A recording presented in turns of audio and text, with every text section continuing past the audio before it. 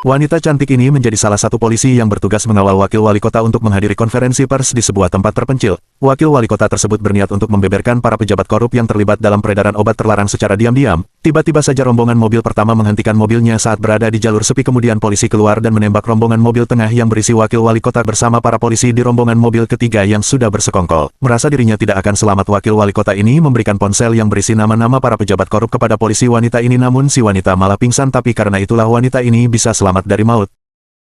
Saat malam tiba, wanita ini mulai sadar dari pingsannya sambil melihat ponsel si wali kota untuk melihat nama-nama pejabat korup, namun sayang mobil polisi datang menghampiri. Karena curiga seketika itu wanita ini langsung bersembunyi di kolong mobil. Ternyata para polisi itu diperintahkan membersihkan tempat kejadian serta menghilangkan semua jejak dan barang bukti, namun salah satu polisi menyadari bahwa mayat si polisi wanita tidak ada. Saat mereka menemukan wanita itu, dengan cepat wanita itu menembak kaki polisi korup tersebut, kemudian wanita itu menyelamatkan diri, namun sayang dia tertembak dan jatuh ke jurang bebatuan. Menganggap wanita itu sudah tewas ke jurang, para polisi korup itu pun pergi untuk meneruskan membereskan tempat kejadian. Keesokan paginya wanita ini terbangun dari pingsannya dan mencoba untuk bertahan hidup. Sementara di sisi lain pimpinan para polisi korup datang untuk melihat tempat kejadian, dan setelah mendengar salah satu polisi wanita belum ditemukan jasadnya, mereka pun pergi untuk mencarinya. Akhirnya wanita ini bisa bertahan dan diselamatkan oleh seorang gadis kecil. Sementara di sisi lain kecurigaan polisi korup benar jika wanita itu masih hidup dan langsung menyuruh anak buahnya berpencar. Salah satu anak buah polisi korup berhasil menemukan wanita ini dan langsung berbalas tembakan sampai akhirnya wanita ini tertembak, namun ternyata itu hanya jebakan untuk menghabisi polisi korup dari jarak dekat.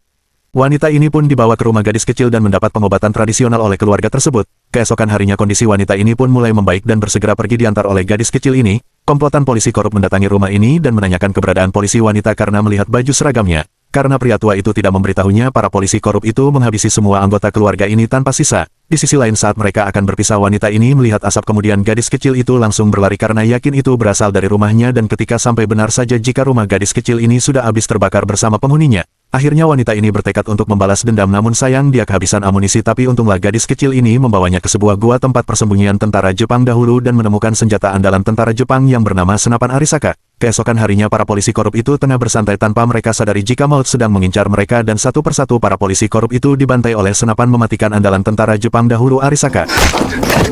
Kini tinggal pimpinan polisi korup saja yang tersisa, dan dia tahu jika senapan itu tinggal berisi satu peluru lagi, dan dia pun langsung menyerang dan berhasil menusuk wanita ini. Kini mereka bertarung dengan tangan kosong, dan ketika wanita ini terpojok dan hampir mati tercekik, tiba-tiba saja pisau menembus si polisi korup tersebut yang membuat dia mati mengenaskan.